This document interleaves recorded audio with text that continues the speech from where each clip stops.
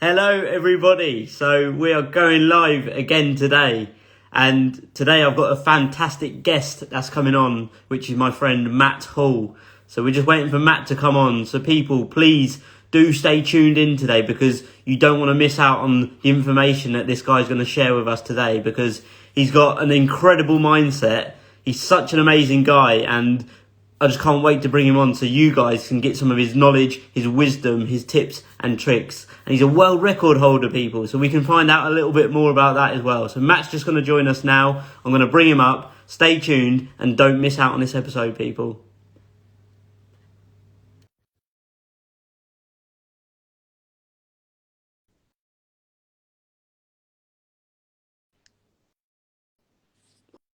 Here we go, people. Here it is. Matt, how you doing, my friend? You good? I'm so good, man. I'm so good, and I'm so excited, Matt, to have you on. So thank you so much for coming, and I really look forward to getting involved and just learning a bit more about you and sharing what you do with, say, Amazing. the community Thank here today. you for having me as well, because I love it. I think we knew of each other and we connected like a while ago, and then I briefly saw you at EMC. What was it? 2 weeks ago now, something like that. But it was like really, and it's just been cool. Yeah. Your content, I like how the algorithm works, right? Is when you start engaging with someone's content more, you see more of the content. So I feel like I've just been really seeing a lot of what you do. And mate, I've got to say, Jesus, you are inspirational, like really, really inspiring. So yeah, I'm just really excited to speak with you as well, man. Thank you for having me. Oh, thanks, Matt. Thank you so much. And honestly, that means the absolute world to me. So I just want to say thank you, and I do appreciate you. And yeah, it's funny, the algorithm, because all I do is just see your TikToks every day, and I just like them. They're amazing. Like likewise to you. Like everything that you post is so inspiring, and it just pumps me up to even do more of what I do. So just thank you. So yeah, Matt, today I can't wait to share a bit and learn a bit about you as well. So for the people that are coming on, I just want to say thank you for everybody that's coming on. People, stay tuned because, like I just mentioned, Matt is so inspirational, and you're definitely going to take some stuff away from what he's got to say today. So, Matt, let's get straight in. I wanted to ask you if you can say, talk to us and tell us about, say, what life looked like growing up for you. Maybe focus on, say, in your 20s. Maybe tell us about some of the struggles that you may have faced along the way, and then sort of end it with what you had to do in order to get you to where you are today. Look, I had a good life. I had a good upbringing, great parents, you know, a really good standard upbringing is what I would say. However, I think the biggest thing that was an issue for me is valuing the wrong things. And the reason I want to say that is because I feel like as a coach now, this is something I find is so common. And I think society has set us up like this, right? It's like valuing external wins. It's about valuing the Rolex watches, the Lamborghinis, the big holidays, fame, fortune, likes on Instagram. And I think one of the biggest things for me, I started out when I was 8 going to acting classes. Loved performing, wanted to be like a famous actor. I also wanted to be a director. I wanted to be a singer. All these like big ambitious goals. And there was so much like from that world that was so useful in terms of building confidence, drive, being committed, being hardworking. But actually, as time went on, I think there's a lot of it that's toxic. And I really do mean that. I think there's a lot in the performing world when it comes to mental health, when it comes to mindset, when it comes to happiness and fulfillment. A lot of it is about chasing the wrong stuff. That is what I personally have found, and I personally believe. And what that led to for me, and I know I've just finished, and I think a few of them, I think I can see Lowry's just joined now. A few of the people that I've been coaching recently, I've been coaching actors on mindset specifically recently. And one of the common things that I find, because we are ambitious and we're hardworking and we're willing to put in the graft, is we end up chasing loads of different goals and just being like really, really busy, but not necessarily consistently growing or getting any substantial results. And this was me. So I was always doing performing classes from being 8. And then when I got to 16, 17, I started having some success in my acting career. I did like some television shows and stuff like that, and started getting some roles. And then I joined a tribute band, And at the time, because the acting industry is so uncertain, like when you're going to work again, the fact that I could join a band and every single week get paid money to perform was the dream. I was like, I've absolutely made it. I'm getting paid to do what I love. Fast forward to being 19, I then set up my own business, which was to manage the band and start kind of bringing on other bands. And that was my introduction to being a business owner, really. I was never interested in being a business owner. You know, it wasn't like I was, you know, it's the cliche thing they always say about like having the lemonade stand and all that kind of stuff as a kid. That was not me. I just wanted to act. I wanted to be on stage, TV, whatever. But one thing I learned about myself, like on reflection, is I'm always the sort of person that will grab an opportunity with both hands and do my best with it. And that's all that happened there. There was an opportunity. Before I know it, I'm now a business owner. I haven't got a clue about business. I don't know anything about hiring, firing, VAT, anything. And what I would say is I learned probably every lesson you can in business the hard way, i.e. got it all wrong. So I got to the stage where I was at probably about 26, 27, and I was just completely exhausted and burnt out. I was still trying to be a successful actor. I was still touring in my band. I now had my own business, which is a 7-day-a-week, 24-hour job in its own right to try and build it and hire the right people and grow it. I was in a relationship with someone for over 6 years, and I got to the point where that relationship broke down. That was really toxic towards the end. I was overweight. I was a stress head. My business was bringing in money, but I was just about surviving. It wasn't like we was growing. It was just, just survival mode. I was just busy all the time, but I was really unhappy and really unfulfilled. And then I got to the point where I'm like, the girl that I thought I was going to have children with and get married and do all the cliche stuff, I'm now no longer with. And like the big age that we all fear in our 20s of becoming 30 is a few years away. And I had this huge, like, put it this way, I never really understood mental health in terms of, I never thought like, I would just be so like, come on, you just got to keep going. Find the positives, find the solutions, keep on going. And then I got to that point and I felt completely lost. Like I didn't know who I was. Like I just sacrificed my 20s working hard. I'd sacrificed my meaningful relationships. I'd sacrificed socializing and going out because I was working on weekends. And I was like, what the fuck was it all for? Because now I'm single, I'm alone. I've not got much money. I've got a business that's a burden. And I just went down the opposite path. And I mean, I was going out drinking every night. I tried drugs for the first time, sleeping around, no ambition, didn't give a fuck about personal development, business. I was turning up to my office. My staff were all there working and I would be still pissed, still hungover from the night before. And I just, you know, I remember just randomly crying a lot. I remember I was never ever suicidal, but I do remember feeling like a numbness and like there's no joy in life. And I do remember feeling like I don't want to get out of bed. You know, I would go home and just sit for hours on my own in silence doing nothing, just overthinking and just feeling a bit, just kind of numb. So it wasn't like I wanted to kill myself, but it was like I didn't want to live, if that makes sense. Like I had no reason. I was just existing. And that was a really low time. And from that, that's when I sort of eventually, it wasn't like instant, but started taking personal development seriously. And you know, I did counseling, therapy, coaching, just really exploring how can I redefine what success is ultimately, because what I thought it was has not led me down a path of happiness at all. And now I feel really lost in life. And my cousin and I at the time then ended up having this idea of starting a podcast where we can learn from other people and interview people every week. Because we used to train in the gym. My cousin's a personal trainer. We used to just have really deep chats whilst working out and the endorphins are flowing. And we were like, wouldn't it be great if every week we could sit down with a different person that's done stuff we want to do and have this kind of chat with them? And that's where the concept of the podcast started. And anyway, long story short, it was still a long story really. It's kind of a shorter version. long story is, short, I drastically changed my life. You know, as you said at the beginning, I've become a world record holder. I've done some awesome stuff. But it's that cliche thing of I got to a really low point first, and that was the catalyst to kind of changing everything, really.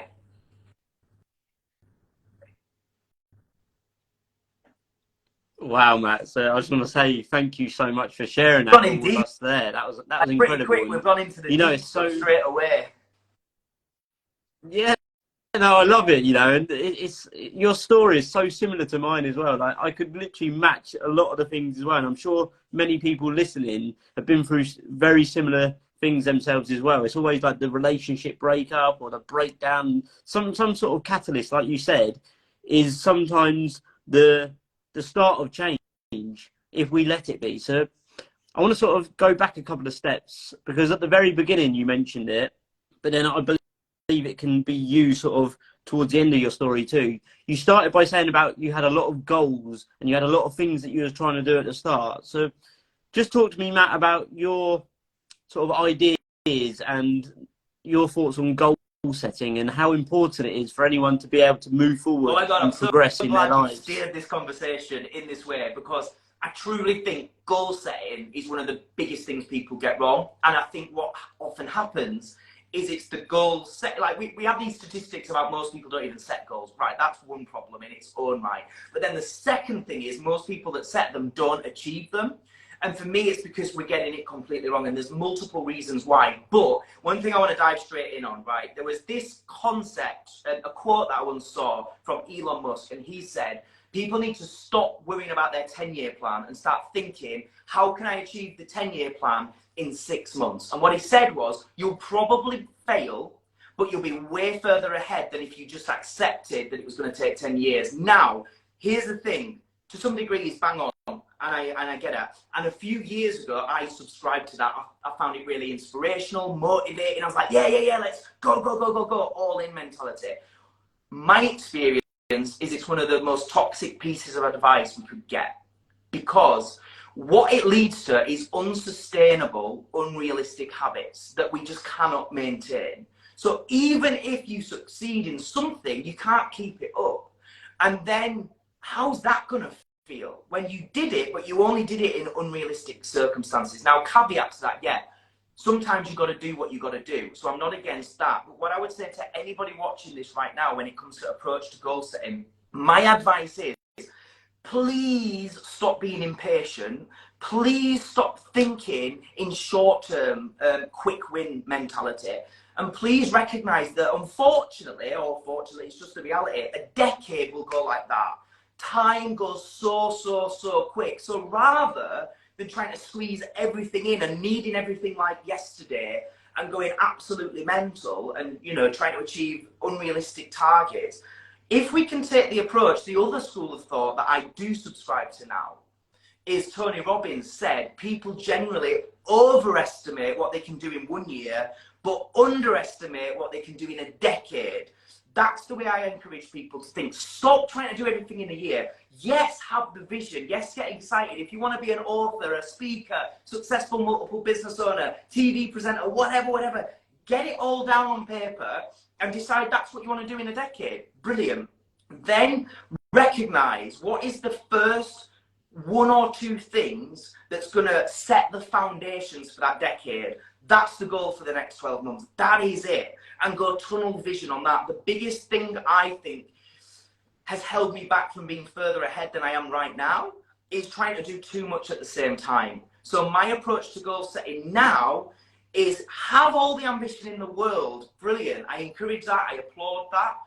But then go, right, that is now 10 years, for example. Now where we need to root it in reality is go, what's the first step? And that is all I'm going to focus on the 12 months. I'm going to have a strategy around that. I'm going to have support and accountability around that. And then we go all in. I'm not going to be shiny objects. That's, I think, with social media right now, it's a fantastic tool. And there is so much opportunity that most people watching now, even if you think you know social media, you're probably missing a load of tricks, right, that exist right now. But the downside to that is there's so much opportunity. Everybody's overwhelmed as fuck, and everybody just starts and stops 1,000 things and never commits to one thing until they get a substantial result. So I hope that makes sense, because I just went on a massive rant because it's something I'm really passionate about. But ultimately, my advice with goal setting is know the long-term vision, and then focus on do less better. Stop trying to do everything now. There's a quote that I love that I say a lot, which is you can have everything you want in your life, just not at the same time. Okay, you can have everything you want in life, just not at the same time. And my advice is, if you're thinking, well, I don't know where to start and I don't know what to commit to over the next 12 months, work out what is the thing that's going to move the needle the furthest, and then set solid foundations that you can then leverage that result and build upon it year on year on year. So if right now the resources you lack is time and money, my question would be, what is the thing you can do over the next 12 months to change that reality so you have more time back and more money? That's a foundation you can then build, that you can then leverage that result of having more money and time to now maybe shift and focus on one of the other things. And that's kind of my personal school of thought on goal setting. However, again, learned the hard way, because I was the ambitious guy that wanted to do everything like yesterday. And as I say, led to me being 27-year-old and ultimately like very, very unhappy and a little bit lost in life. Wow, again, mate, that was incredible. And again, there was a few things that you mentioned in there that really stood out to me. Number one, it was that quote that you said about having everything. I made a quote up a while back as well, and it says, anyone can be anything, but not everyone can be everything. Because we get in our head that we're going to do this. We've got all these little avenues that we're going to take in life, and we go maybe one or two steps there, and then we get the shiny penny. We see someone else making a bit of money, or we see someone else enjoying themselves down this path, and we change. And you never, ever make it even halfway down the pathway that you're taking.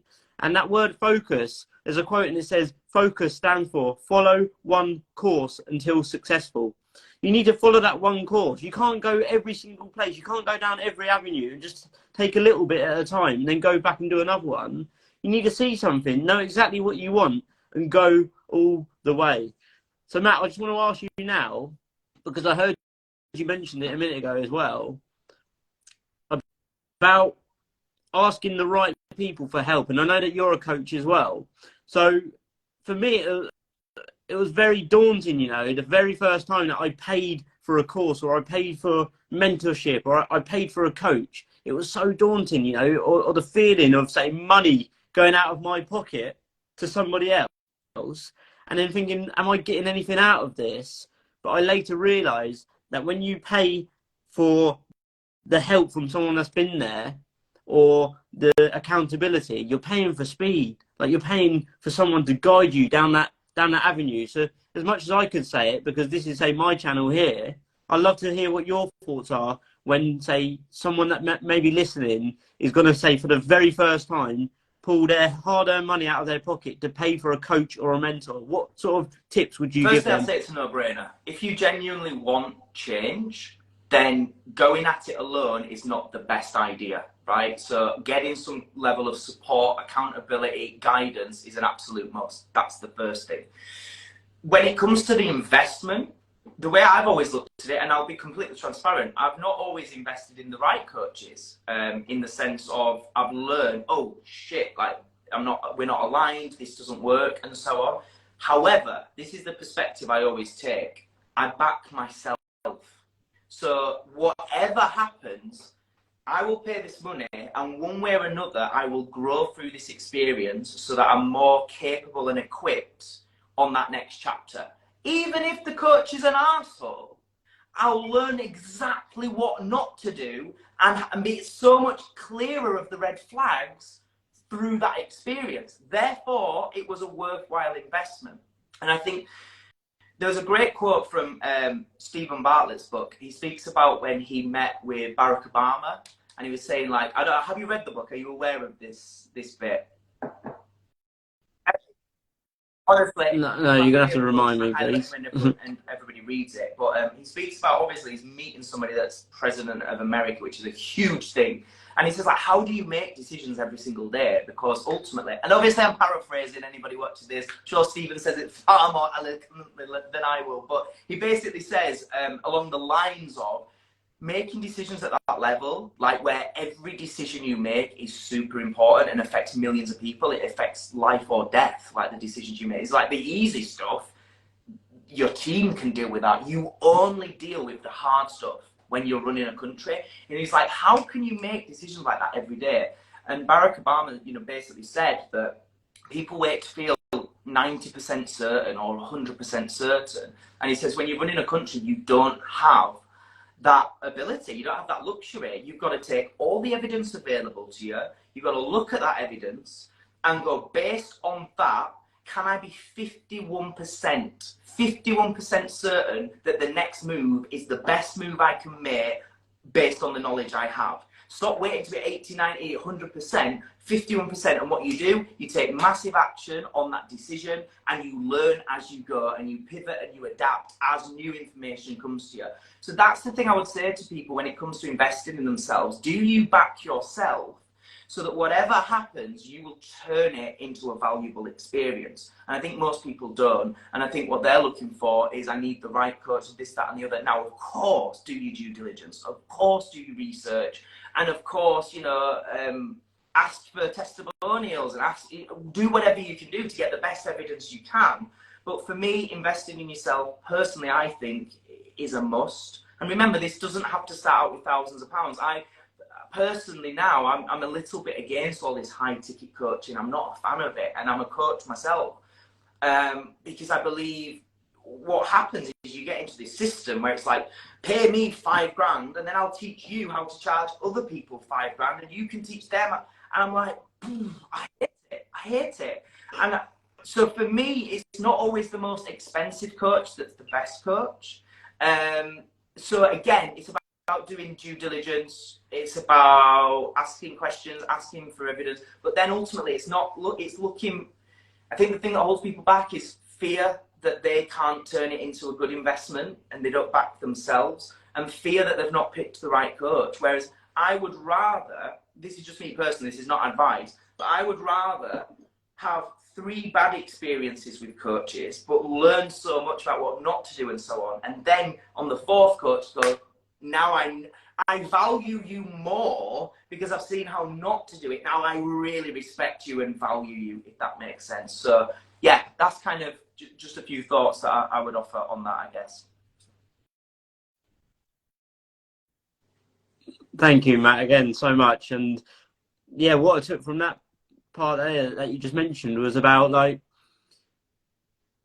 you need to, in life, you need to figure out or understand the things that you don't want in order to realize the things that you do want.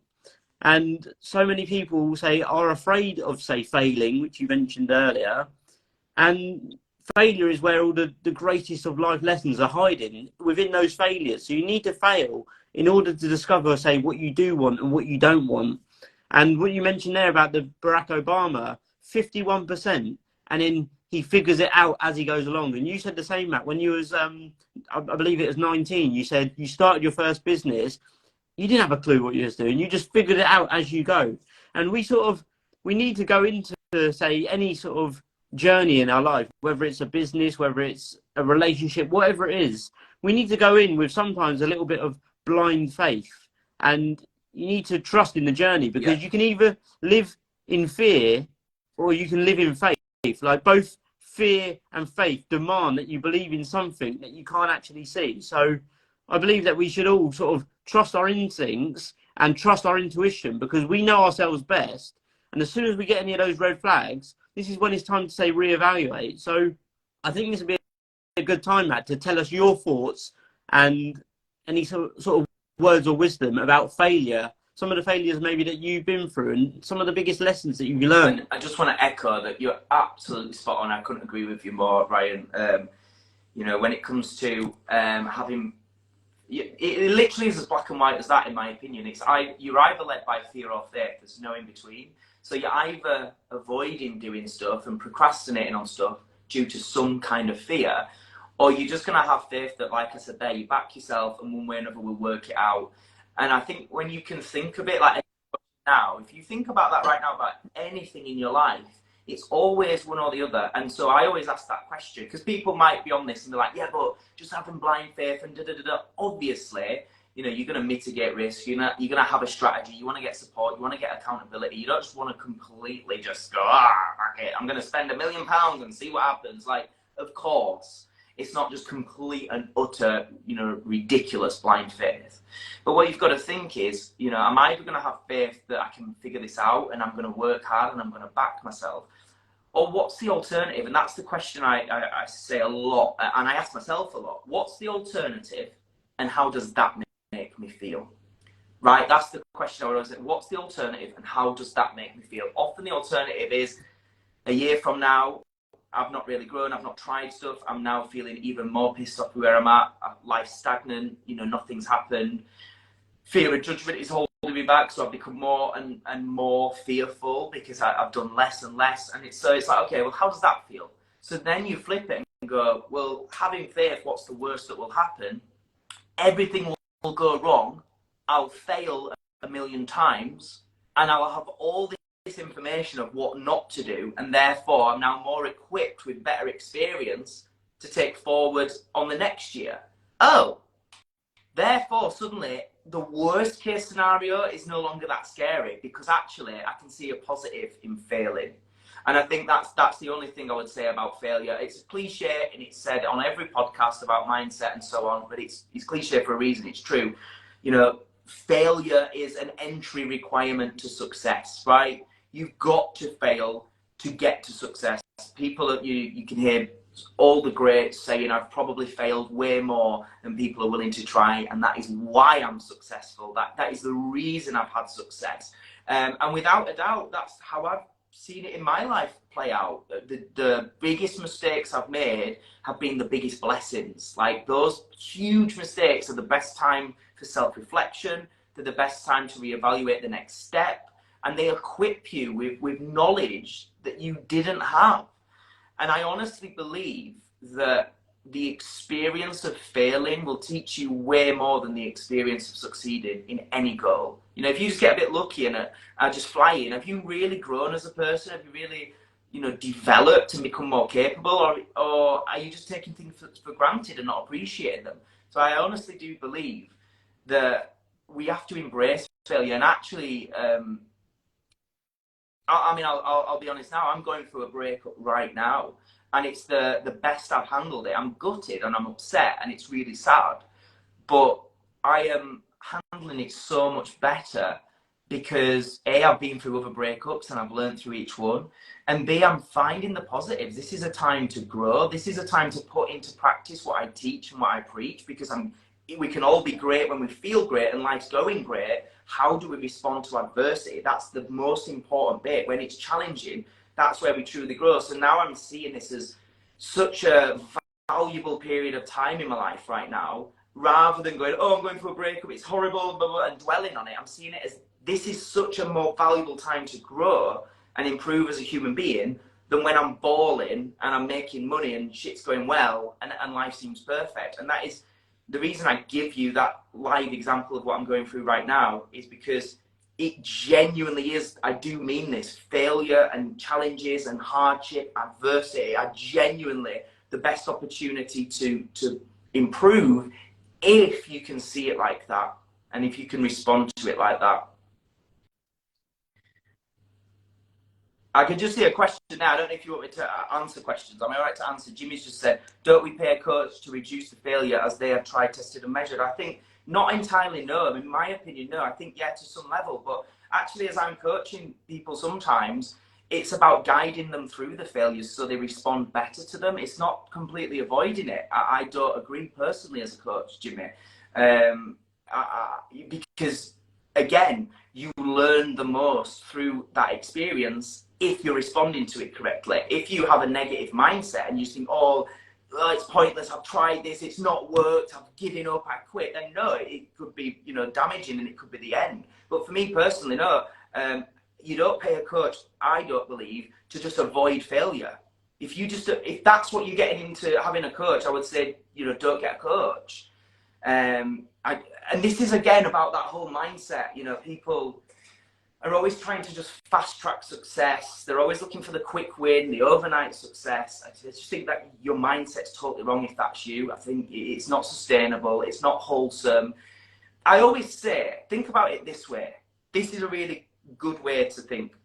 Can you really truly appreciate and be happy about being in great shape on the same level if you've not been massively obese and fat? Can you really truly appreciate having a lot of money in the bank if you've never been broke and skin?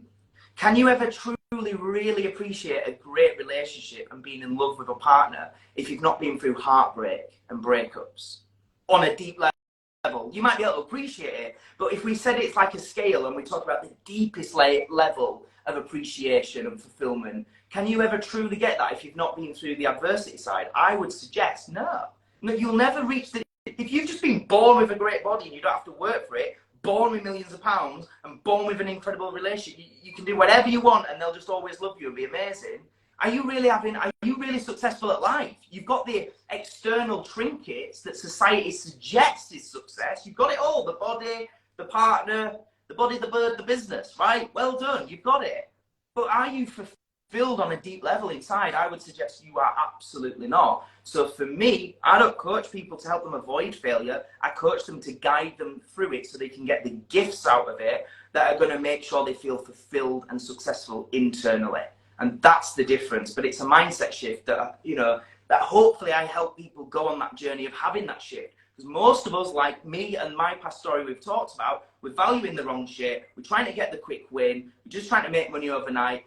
And it's not sustainable and it's not the best way of doing it. I've gone on a tangent. I hope that's okay, Ryan. No, Matt, I really enjoyed that, mate. And yeah, thank you. And what it just reminded me of there is what you were just saying about the quick wins and the speed of, say, getting what it is that you want. It reminds me of, like we all heard, the lottery winners. People that win the lottery have just been given 1 million, 10 million pounds. They haven't got the mindset to know what to do with it. Like, you can never achieve Maserati dreams with a Mazda mindset. Yeah, because when you say make £1 million cash with your own bare hands and your own hard work, your own mind, your own effort, showing up on a daily basis, it's a mindset. You learn, your brain changes, and you learn how to deal with the stress, the pain, the challenges, the consequences. When you're growing as a person, because you're developing, you'll never be able to handle £1 million in your bank if you can't deal with £1,000 in your bank. So these lottery winners get the money straight from the lottery win, and then it's gone within a year because they don't have that mindset to know what to do with it. So I'm just going to go backwards on Jimmy's question, because Jimmy put in the chat here a moment ago, and I read it. He put something in here, and it says life is too short not to do a lot of things at the same time, but then life is too short not too many things at the same time. So on average, we as humans are living to approximately 80 years old, on average, give or take. And if you average that down, that's approximately 4,000 weeks, isn't it? Yeah, 4,000 weeks. So just imagine how many days that you work a week, how many spare weekends that you have to yourself. How long is it going to take you to go down all these different pathways that we were talking about earlier? So if you've got 5 ideas in your mind and you want to do 5 things at the same time, how many weeks, months, years is it going to take you to do those things? So then what I want to talk about now quickly is the difference between coaching and the difference of mentorship. So coaching, being a coach myself, which Matt is also, and Matt, you explained it perfect. Coaching, I believe, if someone comes to me as a coach, or if you go to someone as a coach, the coach is going to help you extract the information that you already have inside you by guiding you and holding you accountable. And they're going to pull the information from you. But you pay for a mentor, you'll pay for speed, because a mentor's been there, they've done it, and they're going to tell you what they think you should do based on their past experiences and their past wins. So that's the difference between the two. And there is a big difference So, between mentorship and coaching. So Matt, yeah, thank you so much there, just a my friend. quick I don't one, know if just you've got touching anything on else that to say on idea that. of like, you know, doing too many things. You know, I'm only 31 now. And if I think back to what I was saying there, to when I was 26, 27, I was trying to do everything at once, and it led me to just being exhausted, fat, and having a breakup. I mean, I'm going for a breakup now, so I've put on a bit of weight. Some might say nothing's improved, Matt. But ultimately, I was absolutely burnt out and really in a dark place mentally. Fast forward to now, compared to then when I was trying to do everything, I now do have a huge variety. You know, I do earn enough money to be able to go on holiday whenever I want. I'm not a slave to a check where I'm having to trade time for money. Genuinely, you know, we still have things within our business where we have to show up, of course. I can always rearrange it if I want. You know, I'm doing things on my terms. I've got a variety of different things from, I still gig in my band from time to time. I'm writing a book, I do a podcast, I'm coaching people, I've got my entertainment agency that I have a staff that I work with, and I do a little bit of everything. But I had to build the foundations first, i.e. I've got staff now in my company that you know, are doing great work that I don't have to do anymore. Because Lisa says you was never fat. I was chubby, let's call it chubby, Lisa. What I'm saying is this. From 27 to 31 is an extremely short amount of time in the grand scheme of things. And what I had to do is quit acting, quit gigging in my band. I had to stop hanging around with certain people. And I went all in on mindset and personal development and my podcast, and that developed into coaching. And I got a substantial win. Within 18 months, I got into the best shape of my life. I made more money than I've ever made, to the point where I'm hiring a videographer, a PA, so on and so forth. I've changed more lives than I've ever changed, which is the most fulfilling work I've ever done. And that's just in an 18-month period. But because I stopped trying to do everything at the same time, and I focused on doing one or two things very, very, very well, I built the foundation so that financially I'm better off than I've ever been. Now I can hire in other people so that I can leverage that result. And now I've got variety. Now I don't need to work 7 days a week, and I will not. I don't. Now I don't need to do 24-hour days, and obviously I'm exaggerating, but like that whole hustle mentality, so on and so forth. So that's just something I want to add in terms of, I'm not just preaching it. That's my actual experience. I've done it. I had to get real honest with myself, cut off a load of shit, stop trying to do everything at the same time, and just do one or two things very, very well until I got a substantial result. Flip side now, I'm only 31, and I really have so much flexibility. I'm not the most successful person you'll ever speak to or hear from. There's levels, of course, but I'm the most content I've ever been. I'm the most genuinely happy in my own skin, which was a big thing I wasn't for years, like a lot of insecurities. I'm the most fulfilled, and I have the most freedom and flexibility and finances that I've ever had. That was from shifting this mindset of goal setting. Stop trying to fucking do everything and just say, look, I can't do it all at once. I can have everything I want, just not at the same time. Now, I'm in talks with, I might even get an acting agent. This is an exclusive for you, Ryan. I might go back into acting next year. I now work on Steph's Fat Lunch, which is just a fun little thing I do on a Channel 4 TV show. I've now got loads of variety, and I do loads of different things. I really value variety, but I've only earned that variety by stopping having variety in the short term so I can earn it in the long term. What was your question? Was it about coaching? Sorry. Coaching versus mentoring? I remember. It doesn't matter, mate. That's brilliant, you know. And you said about, say, slowing down as well a minute ago. And yeah, I honestly believe that sometimes the quickest way forward is to pause and sometimes even take a step or two back. Because, again, I'll say it again, like we're living in this fast-paced, Insta lifestyle world where everything is go, go, go. And if you're going at 1,000,000 miles per hour, could be going at 1,000,000 miles per hour in the wrong direction. So sometimes you just need to go, right, chill the fuck out, stop, look around myself. Where am I? Where am I right now in my life? What do I need to do in order to go the right direction? Because I'm potentially on the wrong path. And just make sure, I always say to people, make sure that ladder of life is up against the right building, because we're trying to climb that ladder so quick. And then you look up and you go, shit, it's the wrong house. That's the worst thing that you can ever do. So always make sure you're on the right pathway. But you could have been heading on the wrong path or the wrong direction for the whole of your life.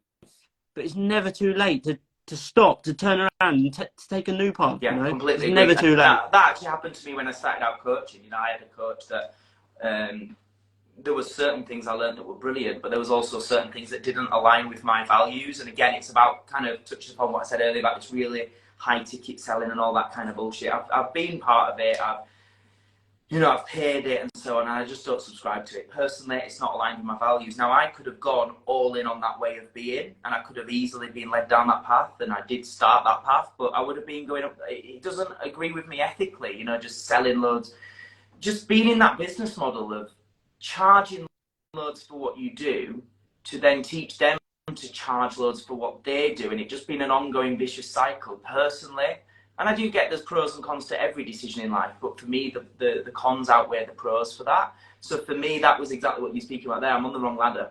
I've got to take a step back. I've got to drastically reduce my income, and I've got to realign, reevaluate. And now I'm on such a better path that's not just about the finances.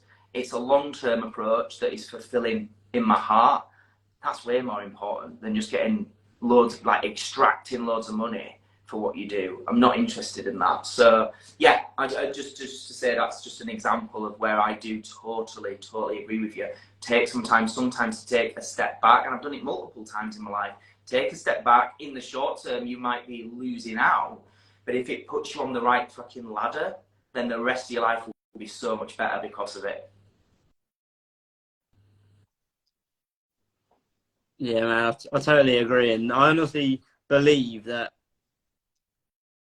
everyone in life is searching for freedom and fulfillment. They're the two biggest wins that anyone sort of is going after in life. And I think that's everyone in some sort of different way, in sort of one way or another. Everyone wants freedom and fulfillment.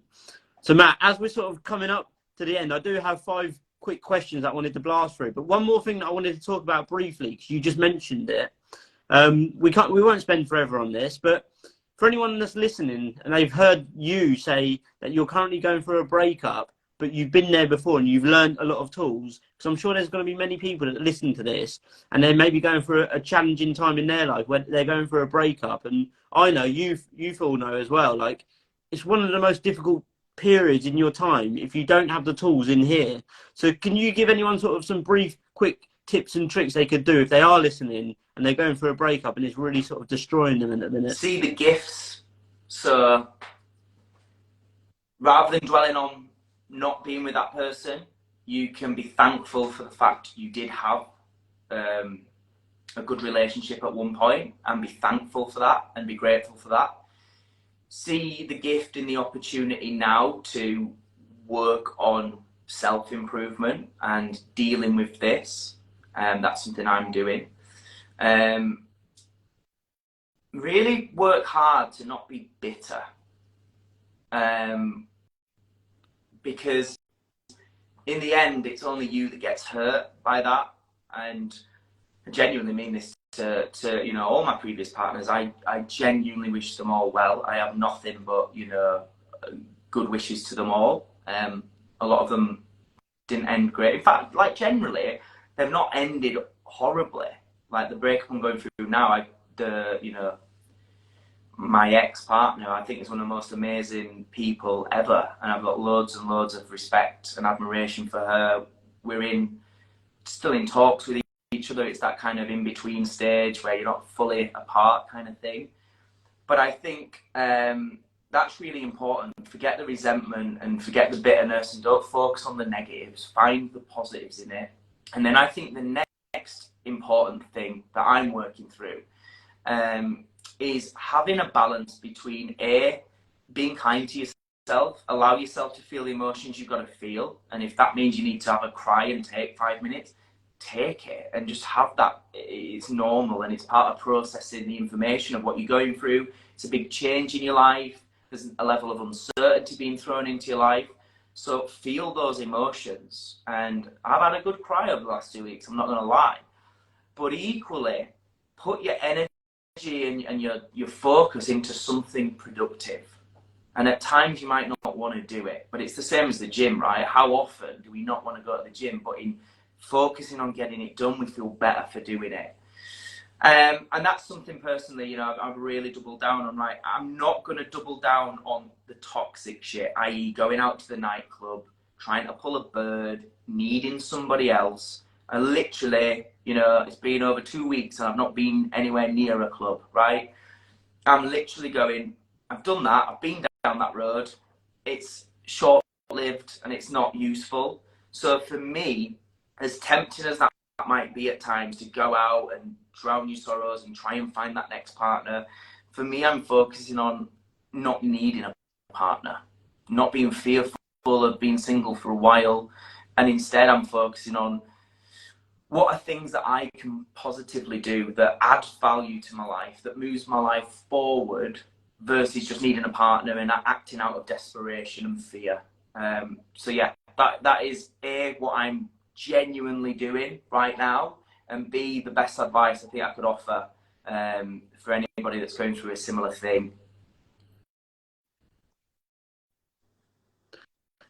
Mate, that was amazing, and yeah, I agree with every single thing you said there. One of the main things that stood out for me was about becoming better. Like, we can become bitter or better, and it's so easy to be angry or hold anger towards that person. But I honestly believe that forgiveness is freedom. So we forgive that person, and it's not like forgive and forget, but it's to move on and decide, actually, no, I'm going to become the very best version of myself. And for me as well, like when I say went through that relationship breakup at the end of 2018, everyone around me was saying, "Oh, you need to go and get yourself another girlfriend." Like, why would I want to do that? I decided not to listen to any of that advice, because that was the worst advice at that time, and it's still bad advice now. The best thing that anyone could do, I believe, going through a relationship breakup, is turn it on yourself and look inside and start to create the best relationship with you, because you need to spend the rest of your life with you. So you might as well make it the best relationship that you'll ever have. And that means working on yourself, working out, eating healthy, meeting new people, meeting new friends, changing your mindset, having goals, Yeah. visions, just deciding who you want to become, and then working on a I daily have basis to become a that therapist that I work with, person. and he's qualified in 9 different therapies, and he's also qualified in like NLP, life coaching. Like, and this is a guy in his 60s who's like been doing this for years. And one of the things that he said to me was, you take on certain kind of like personality traits, and you shape yourself to some level every time you're in a relationship, because obviously it's a partnership, it's a team. And so some of who you are changes in that relationship. And he said the healthy thing to do is take the time to lose all of that again and come back at the core to who you truly are, way before you even think about, you know, going into another relationship, because most people don't do that. It's that cliche kind of vulgar saying of like you know, to get over someone, get under someone new kind of thing, and just go out and sleep around and so on. But it's like you then end up in a relationship, and I've done it before, literally within 2 weeks you're with somebody else, and I've done that. But you've not healed and you've not come back to who you truly are first. And then you're going into this relationship potentially still with some negative behavioural patterns and insecurities, and therefore you can't serve that relationship at the highest level. So I totally, you know, I've done it wrong in the past, and I acknowledge that, and I can see the flaws in it. And this time around, as I'm going through it right now, for me, it's all about focusing on how can I serve that next relationship way better. And it's certainly not by jumping into anything this week anyway. Maybe next week. No, I'm kidding, I'm joking. You're good, mate. You're good. No, but it's so true. Like, I've seen it. I've seen it so many times. And look, I'm not a relationship coach or anything like that, but I can see those flags from a mile off, because I'm the one that avoided it myself. And I've seen people, even family members, I see people go from one relationship to another, and they never give themselves that chance to look inside and discover who they really are. Like you said, Matt, at the core. They don't know who themselves are, because they're changing relationships and they're becoming somebody else. Every time they switch partner, they're becoming somebody else. They're shaping themselves a little bit different. If you do that, you're going to go through the whole of your life confused. And then one day you're going to find yourself not even knowing who you are. Because I can say that because I was there myself. I had my whole identity tied up in one relationship. And then when that ended, I ended, because I didn't have a clue who the fuck I was.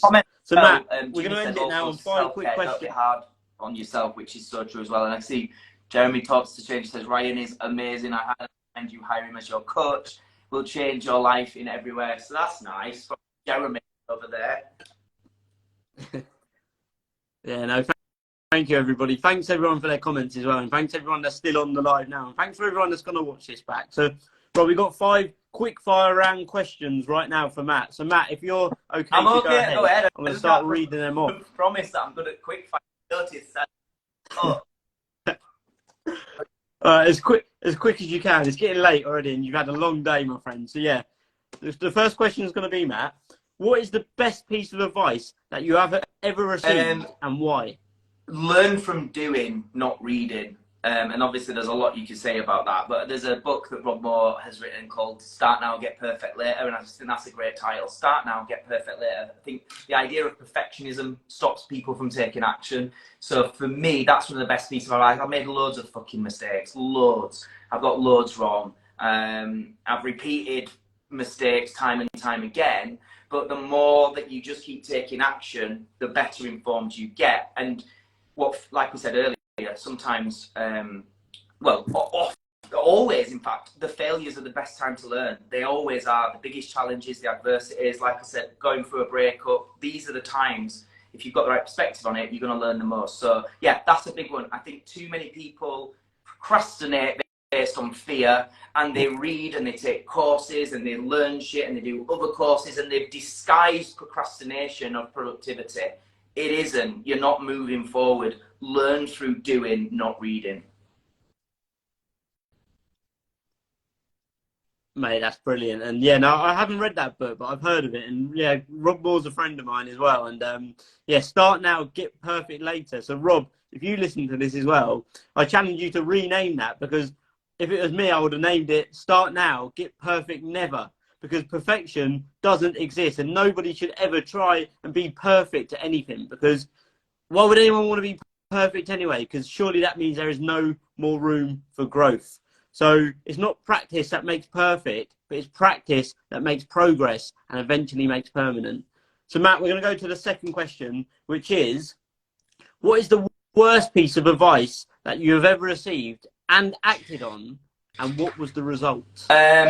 So it's that kind of advice of what I alluded to earlier about the Elon Musk 6 months thing, like take your 10-year vision and try and achieve it in 6 months. In other words, it's that go all in, hustle 24/7, sleep when you're dead. That kind of school of thought I've been given by previous mentors and I've acted on. One of the things it led me to doing is competing in a bodybuilding competition and getting a Brit final invite, which on the outside is like, whoa, well done, you've achieved something. The downside is it really messed up my relationship with food. I ended up with an eating disorder where I had kind of like bulimia traits of like binge eating and throwing up. And it wasn't a sustainable result. It was too extreme, too much, too soon, and not a long-term approach. Now, caveat to that, it's the worst advice, and I wouldn't advise it or give it, and I don't. However, I will also say that sometimes it's the best. Sometimes people have to go through that till they realize it's worse advice. So I spent all my life wanting to have that 6-pack, you know, admiring those people on like front of Men's Health. That's how I want to look. They're the people that have got their shit together. But through doing a bodybuilding show and meeting people like that, I'm like, you're all insecure. Not all, but I'm generalizing. But I met most of them are insecure. Most of them have eating disorders. Most of them are on steroids. And this is really, visually looks incredible, but in reality is hell. It's awful. But had I have not gone through that and lived and breathed it, I wouldn't be able to now, on the same level that I do, comes back to you only appreciate from your failures and your losses, that I don't need a bloody 6-pack. I'm not interested in a 6-pack anymore. Yeah, I want to eat to be healthy and train to be healthy, but I don't need to go to that level of extreme. For me, like getting a 6-pack means generally, you know, quite low calories and quite extreme discipline. And that isn't for me a fulfilling, happy, wholesome life. The sacrifices I needed to put in. So yeah, the advice generally is have a long-term approach. Don't subscribe to these short-term quick wins, like I say, and this extreme approach. But I will say, unfortunately for some people, it's only once they've tried that avenue that they realize how bad that advice is and totally get it, because we learn through emotion, and emotion comes through experience more often than not just through being told, don't do that, that's too extreme. Because I know that was my mind. I was like, I'll show you wrong, I'll prove you wrong. And then I was like, oh, yeah, everyone was right, actually. This isn't good. But yeah, I still would say, you know, on record, that's awful advice that I received, and it was a relatively negative time, really. And it just goes back to what we said at the beginning, you know, like we get so caught up on having this big goal, this big vision, that we think this thing's going to make us happy. And then when we actually get there, we realize that actually, no, it's not what's going to make us happy. And no, we have been on the wrong path. But it actually takes that to happen in our lives, whatever it is, to be able to learn those lessons and then use it in the future. So if you do, again, go into something and you've got there and it's not been what you wanted, or you think that you failed, you've learned, again, what you don't want to then understand what you actually do want. And I'll say then on that, I'd say when you say find yourself failing at something, or something with a challenge, like something that's not gone the way that you thought it was going to go, ask yourself these two questions. What can I learn from this difficult situation, and what is it trying to teach me? And then use that information to then take another step forward towards your desired destination, rather than, say, a destination that you didn't want to be at.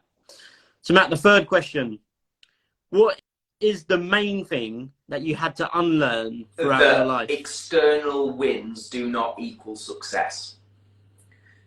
So obviously it's been quite a common theme in what we've spoken about throughout this episode. But for me, something that society, I feel, just puts on all of us is that, you know, if you have a high following on social media, if your content gets loads of likes, if you have a big bank balance, if you've got a six-pack, if you've got a hot partner, if you've got a successful business, if you're famous, all these external goals that we can go on to achieve, society makes us think that makes you successful. And if we're not careful, we can put all our happiness on that destination. I'll be happy when I have the six-pack, when I have the money, when I have the partner, and so on and so forth. The thing that I had to unlearn is that it's absolute nonsense.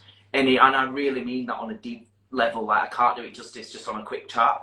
But, like, please, if you are on that trajectory of still chasing, you know, external validation, you're setting yourself up for the ultimate failure. Because we know about it. I mean, one quick example is like this gold medal syndrome, isn't it? In like people that athletes at the top level that are chasing gold. I think it's something like 80% of them experience severe depression after actually winning gold, because it's like their whole life purpose is gone. What do I do next? So on. So always remember, any of those goals, generally speaking, are only momentary wins. You know, they're only a moment of fulfillment or happiness. The thing that brings deep, consistent fulfillment is ultimately learning how, Stephen Bartlett again speaks about it in his book, You Are Already Enough. Getting any of those things doesn't actually intrinsically make you any more than you already are. You are already everything you're ever going to be. Right? You can get a bit fitter, a bit healthier, a bit more money, fit partner, You don't change in terms of intrinsically. You are you, and that is good enough. So learning to be at peace with that, and learning to then just find that real ambition just comes from chasing these goals purely because the journey of chasing goals can bring more meaning and more fulfillment and more purpose for your life. It's not I need to achieve that because it validates me and somehow makes me more than I am. You'll still be the same, mate. You'll still be exactly the same, whatever you achieve. But the experience is where fulfillment comes. So that's one thing I've had to really, really consciously work on over a long period of time. And I would say that more than ever, I'm getting that right. Like success, I ask every person that comes on my podcast, what is your definition of success? My definition, after a lot of thought and nearly 200 interviews of hearing other people's definition, is two words. It's fulfillment and it's peace. And you can get fulfillment in every single day, which therefore means you can be successful every single day, regardless of the external stuff. And peace for me is about, I might want more, I might be ambitious about achieving more, but without the more, can I be truly happy with who I am and be at peace with not having to have more? You know, as somebody who struggled most of his life with his appearance and his weight and all those kind of that bullshit stuff again, how do I look to others and external validation, again, coming back from a performing industry background, I mean, everything in performance is about external validation. If your agent rings you and says you've got an audition, I'm validated. If you go to the audition and they say, well done, I'm validated. If you get the job, I'm validated. If the director in rehearsal says you're doing well, I'm validated. If on opening night, the audience give you a standing ovation and the reviews are good, I'm validated.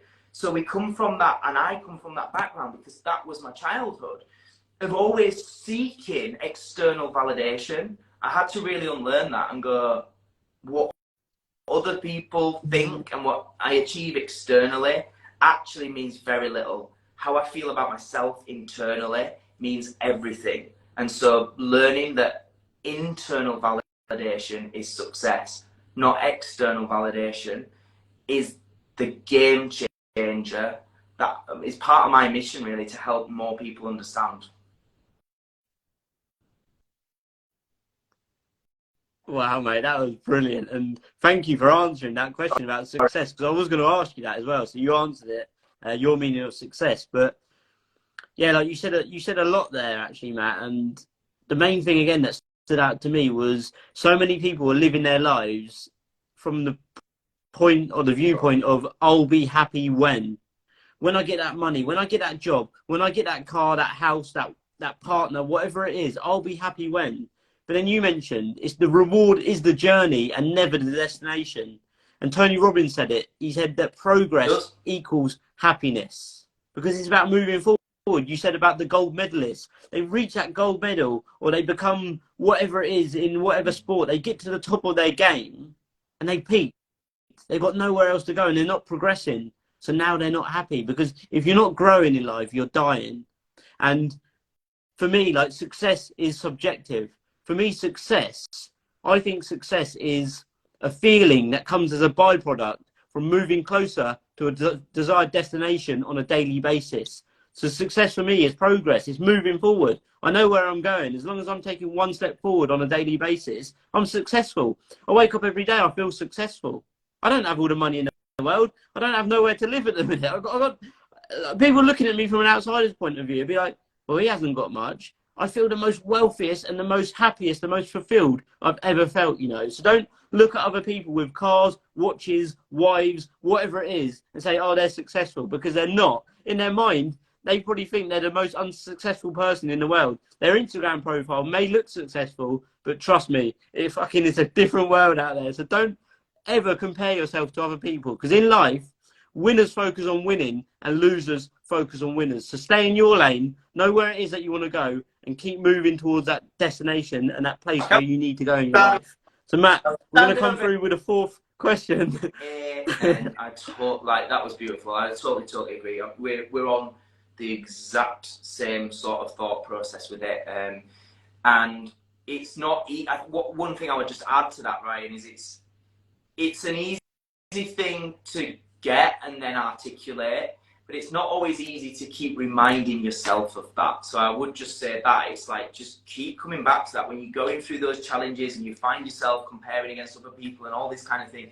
You got to keep coming back to that and go, do you know what, all that external stuff, more often than not, it's only short-lived. It's bullshit. It's about right now, what's bringing you happiness right now. And like you say, the journey of progress will bring a lot of fulfillment.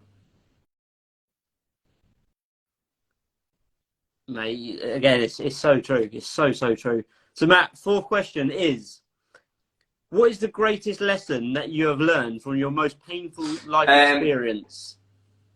When I was 15, my auntie died, and she was somebody that she was like my second mum. I used to say, like, I spent a lot of time with her, used to go to sleepovers. She was one of my biggest supporters. Like I was just saying there, when I was growing up as a performer, she'd always be there rooting for me, and I was really close. And at 15, to lose somebody really close to you who's only in their 40s. She died of a brain tumour.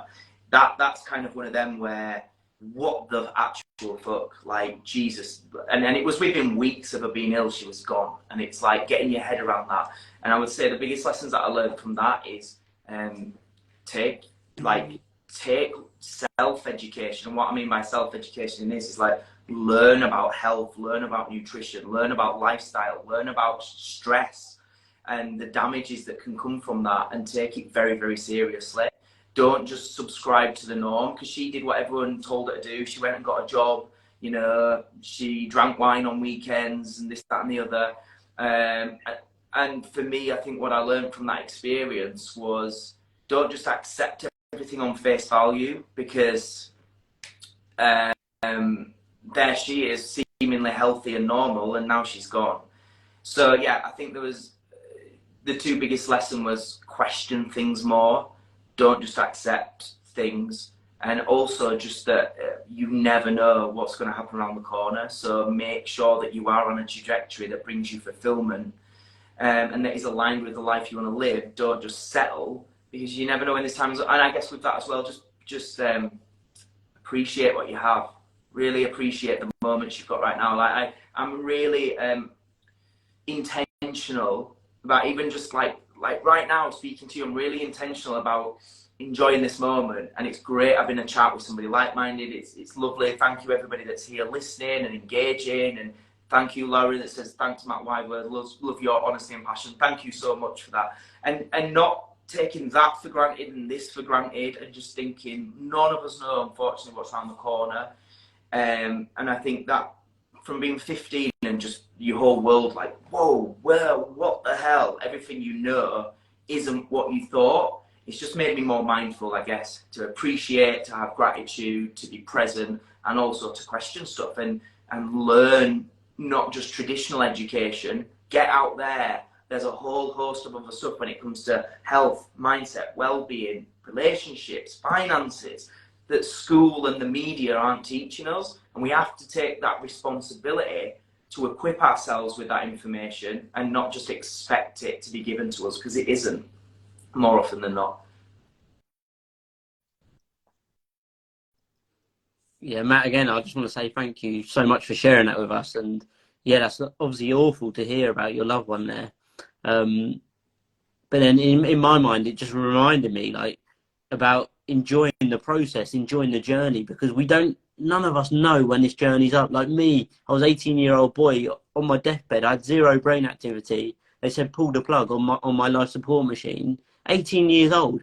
There's people that die at 8 years old, 8 months old. Like none of us can guarantee. Like nobody can determine your day of death. So the reward is the journey. Whatever you're doing, make sure you're doing something on a daily basis that brings you joy, that brings you happiness, and that's going to move you closer to where you want to go, because nobody knows when they're going to expire. Like we can't guarantee when we're going to have our last day, our last breath. No one knows. So it's all about enjoying the journey, enjoying this present moment. And like I say, I've really enjoyed this as well, Matt. So we're going to finish up on the last question here. And the last question, Matt, is, knowing what you know now, what one piece of advice would you give to your 20-year-old self?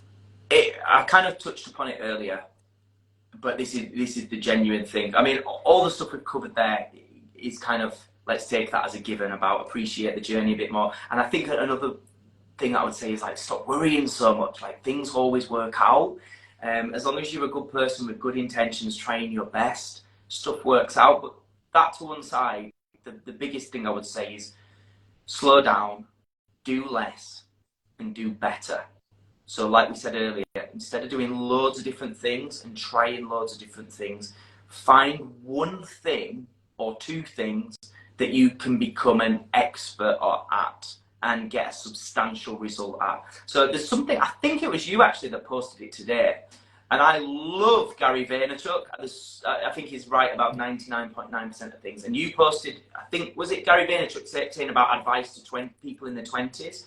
And just personally, I disagree with what he said, in the sense that, and I do get it as well. Like I do get what he's saying, and I you know, I get there's a lot of value to what he's saying about. He was saying if you're in your 20s, like you've got so much time on your hands, If you've got 19 different things you want to try, just explore. You've got time to fail, to fuck up, to experience, to learn, and then figure out what you want. I would advise people to actually figure out what is going to build me foundations quickly, as quickly as possible. And by quickly, we might be talking about over 5 years, 6 years, right? But what I said there about being 31 now, I still feel unbelievably young, unbelievably young at 31. And if I could go back to being 21 and I could have the mindset I have now, which is slow down, stop trying to do everything. Because why was I trying to do everything? For me, it was a fear that I'd never achieve it all. If someone turned around and said, you'll achieve it all, you will eventually. Take the pressure off and instead just focus on doing one thing very, very, very well. What that will do is increase the results in that one area. And like I said earlier, once you've got the foundation set, I'm only 31 now. If I want to go traveling over the next few years, I've got income, I've got investments in gold, I've got investments in property, like I've got my foundations. And I'm only 31 and I still feel super young. And if I've spent my 20s building foundations and everything we spoke about, today about enjoying the process and finding fulfillment and gratitude in the process, they might have been harder years building stuff, but I could still enjoy the process. And 30, I'm still bloody young, so I can still do the traveling and I can still do the life experiences, but I can do it without the fear of, shit, I can't really afford to eat. I'm living hand to mouth. And I'm going here, there, and everywhere, just trying shit with no stability. So my advice to my younger self would be: stop trying to do everything at once. Stop fearing that you're not good enough, that you're not going to be, that your time's going to be up, and instead find the thing that can move the needle the furthest. Find the thing that can build substantial results. Get a substantial result in something that's foundational. And when you're 30, 31, Matt, you'll still be so young, and you'll still feel so young. And now go and explore. Now go and enjoy stuff. Now have variety. I'm in the privileged position. Privileged, but I've worked for it and I've earned it. To be able to say I never, ever, ever have to get a job. I never have to turn up at a certain time on a certain place if I don't want to, right? I get to do stuff, by and large, generally on my terms. And I'm only 31, right? But when you're 20, 31 feels like you're ancient. You've not achieved everything, got a wife, got 10 kids, If you've not done it all by then, you're a failure. So I best go and explore and travel and achieve and enjoy stuff now, because by the time I'm 30, my life's over. Bullshit. It's not. Build the foundations, and at 30, you'll still be young, and it'll be better to enjoy those traveling experiences and whatever, knowing there's money in the bank, there's stability, there's support there. Now you can really enjoy life, and you can enjoy it to your 30s, 40s, 50s, 60s, 70s, 80s. I'm going up to 100, man, 110, rather than always playing catch up because you spent your 20s just fucking about trying shit and nothing actually amounting to anything.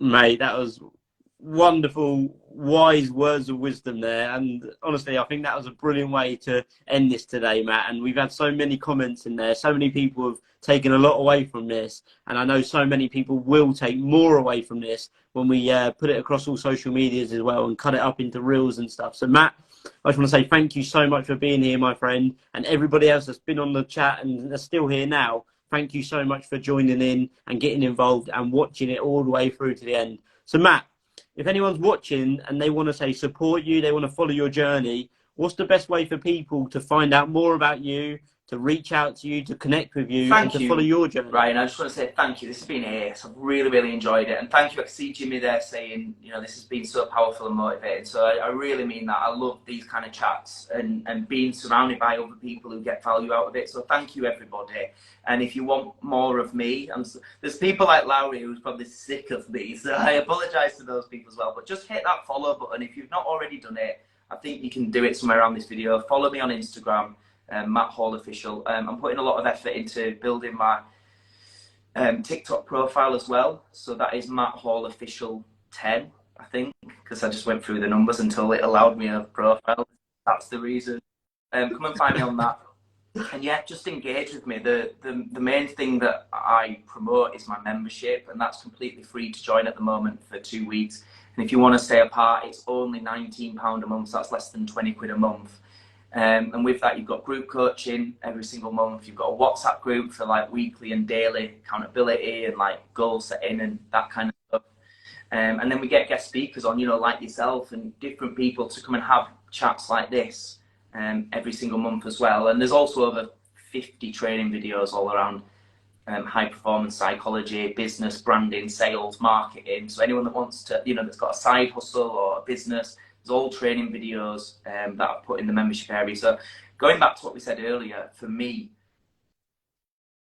the kind of core things that can help us have freedom, like you said, and success, for me, the information and support and accountability kind of combined is not readily available to the everyday person. It's all this, pay me £5,000 for 6-week mentoring and I'll give you the secrets to success. And I paid that and I've realized it's a fucking scam. The shit that I've learned was brilliant. I didn't need to pay that money and I didn't need to pay it time and time again like I did. I've spent over 100 grand in just the last few years. In total, well, in the last few years, 50 grand alone on mentoring and courses. And I just spotted it and seen it for what it is and gone, do you know what? Most people never believe they can have freedom genuinely. They want it, they wish for it, they hope for it, but they don't in their soul believe it's possible to them. And my mission really is about helping people recognize it's available to everybody. With the advancement of technology and social media, there's so many opportunities out there, but it's all disguised in these high ticket coaching packages. So for me, my membership is about making it as affordable and as accessible as possible. And I give everything I know away on those group coaching calls. And I say, ask me any questions. There's, like I said, there's training, because I would rather over the years have thousands, tens of thousands, hundreds of thousands of people